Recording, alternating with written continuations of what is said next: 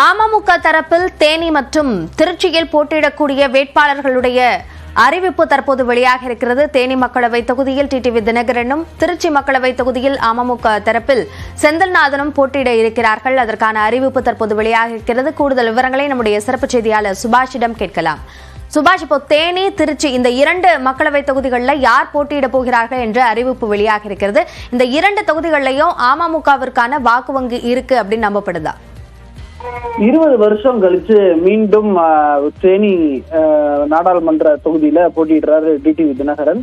அவருக்கான வாய்ப்பு மிக பிரகாசமாக இருப்பதாக நம்புகிறார். மிக முக்கியமாக பார்த்தோம்னா 1999 அப்போது அதிமுக சார்பாக நின்று வெற்றி பெற்றவர் தான் டிடிவி தினகரன். அதன் பின்னர் மீண்டும் 2004 அவர் போட்டியிட்டாரு. ஆனால் அப்பொழுது அவர் வெற்றி பெறவில்லை. உடனே அவருக்கான நாடாளுமன்ற வாய்ப்பு மாநிலங்களவையிலிருந்து ஜெயலலிதாவால் கொடுக்கப்பட்டது. தொடர்ச்சியாக 2010 வரை மாநிலங்களவை உறுப்பினராகவும் இருந்து வந்தார். அதன் பின்னர் 10 ஆண்டு காலம் அரசியலில் இல்லை. ஜெயலலிதா மரணத்திற்கு பிறகாக அவர் மீண்டும் மருத்துவமனையில் அனுமதிக்கப்பட்டிருக்கக்கூடிய காலத்தில் அவர் மீண்டும் அரசியல் பிரவேசம் மேற்கொண்டிருக்கக்கூடிய சூழ்நிலையில அம்மா மக்கள் முன்னேற்ற கழகம் உருவாக்கி ஆர்கே நகர் தொகுதியில முதல் முறையாக குக்கர் சின்னத்துல 44,000 ஓட்டுல வெற்றி பெற்றது. இதெல்லாமே அவருக்கு சாதகமாக இருக்குன்றத நம்புறாரு. பரிச்சயமான ஒரு நபர் அந்த தொகுதியில இருக்கிறதுக்கு. அவருக்கான எதிர்வினைகள் 2 பார்க்கணும். ஒண்ணு, அவர் சொன்னது போல உற்ற நண்பனாக இருந்தவர் அங்க தேனியில அவருக்கு எதிராக திமுகவில் இருந்து போட்டியிடுகிறார். இன்னொன்னு, அதிமுகவின் ரெட்டலை சின்னத்தை எதிர்த்து அவர் அங்கே களம் காண்கிறார் என்பதையும் பார்க்க வேண்டியது இருக்கிறது. 99 அதிமுகவின் ரெட்டலை சின்னத்தால வெற்றி பெற்றவர் தற்போது அந்த சின்னத்தை எதிர்த்து 20 ஆண்டு காலம் கழித்து மீண்டும் அங்க போட்டியிடுவதற்கான வாய்ப்பு இருக்கிறது.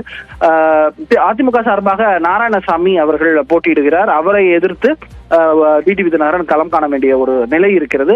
வாய்ப்பு தனக்கு பிரகாசமாக இருக்கின்ற அடிப்படையில் தன்னுடைய ஆதரவாளர்கள் மத்தியில் பல்வேறு கட்டமான ஆலோசனைக்கு பின்னர் தேசிய ஜனநாயக கூட்டணியில அவருக்கு இந்த தேனி நாடாளுமன்ற தொகுதி ஒதுக்கப்பட்டிருக்கிறது.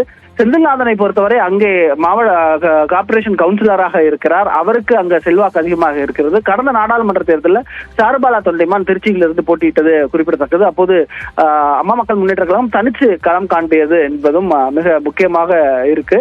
இந்த நிலையில கூட்டணி கட்சிகளின் பலம் அதிகமாக இருக்கிறது. அதிகமான கட்சிகள் கூட்டணியில் இருப்பதால வெற்றி வாய்ப்பு இந்த 2 தொகுதியிலும் தங்களுக்கு சாதகமாக இருக்கும் என்ற நம்பிக்கையின் அடிப்படையில் அம்மா மக்கள் முன்னேற்ற கழகம் சார்பாக தேனி தொகுதியில் அக்கட்சியின் பொதுச் செயலாளர் டிடிவி தினகரனும், திருச்சியில் அந்த அம்மா மக்கள் முன்னேற்ற கழகத்தின் மாவட்ட செயலாளர் செந்தில்நாதனும் போட்டியிடுகிறார்கள். அபிநயா. சுபாஷ், இப்போ டிடிவி தினகரன் போட்டியை பொறுத்த வரைக்கும் அவர் ஏற்கனவே இருந்த கட்சி ஒரு பக்கம், அதே போன்று அவரோடு ரொம்ப நெருக்கமாக இருந்த தங்க தமிழ்ச்செல்வன் மற்றொரு கட்சி தரப்பிலிருந்து போட்டியிடுகிறார். ஒரு வித்தியாசமான ஒரு போட்டியாகவும் இது பார்க்கப்படுகிறது. அதே போன்று ரொம்ப டஃப் ஃபைட் இருக்கும் அப்படின்னு எதிர்பார்க்கப்படுற தொகுதிகளில் தேனியும் ஒன்றாக மாறி இருக்கா? ஆமா, ஏன்னா நீங்க முன்பே நம்ம பேசினது போல நண்பரை எதிர்க்கிறார். இன்னொன்னு, தனக்கு அடையாளம் கண்ட கொடுத்த அந்த இரட்டை இலை சின்னத்தை எதிர்த்து அந்த அரசியல் செய்ய போகிறார். குறிப்பாக களம் காண்கிறார். தேர்தல் களம் என்பது வெற்றியின் அடிப்படையிலேயே தீர்மானிக்கப்படக்கூடிய ஒன்று. மக்கள் மத்தியில் நல்ல பரிச்சயம் இருக்கிறது 2 பேருக்குமே சரி, டிடிவி தினகரனுக்கும் சரி, அதே போல தங்க தமிழ்ச்செல்வனுக்கும் சரி. நாராயணசாமியை பொறுத்தவரை அவரும் அங்கே பரிச்சயமான ஒரு நபர். ஆனால் அவர் நேரடியாக இந்த தேர்தல் அரசியலில் களம் காண்கிறார் என்பது புதுமையாக இருக்கும். ஏனென்றால் முன்னாள் முதலமைச்சர் பன்னீர்செல்வமோட சப்போர்ட் அங்க இருக்கு அப்படின்றத டிடிவி தினகரன் தொடர்ச்சியாக அவங்க 2 பேரும் அரசியல்ல ஒன்னா இணைந்து பயணிக்க போறோன்ற சொல்லக்கூடிய சூழ்நிலையில அதுவும் ஒரு பக்கம் அவருக்கு ஒரு பலமாக இருக்கும் அப்படின்றத பார்க்க வேண்டியது இருக்கு. கடந்த முறை பார்த்தோம்னா தேனி தொகுதியில மட்டும் அதிமுக சார்பாக பன்னீர்செல்வத்தின் மகன் ரவீந்திரநாத் வெற்றி பெற்றிருந்தாரு. ஆகவே அவர்களுடைய சாதகமான ஓட்டுகள், அவர்களுடைய பரப்புரையின் மூலமாக வரக்கூடிய வாக்குகள், நம்பிக்கையின் மூலமாக வரக்கூடிய வாக்குகள் தனக்கு வெற்றி வாய்ப்பாக அமையும் அப்படின்றதுனால களத்துல தங்க தமிழ்ச்செல்வன் உதயசூரியன் சின்னத்துல திமுக சார்பாக நிக்கிறதுனால அவரும் அங்கே நேருக்கு இணையான போட்டியாளராக இருக்கிறார். அதே போல அதிமுகவின் வேட்பாளரும் அதே அளவில் இருக்கிறார்ன்றதால் அந்த களம் மிகவும் பரபரப்பாக வெற்றி வாய்ப்பு என்பது ஏறக்குறைய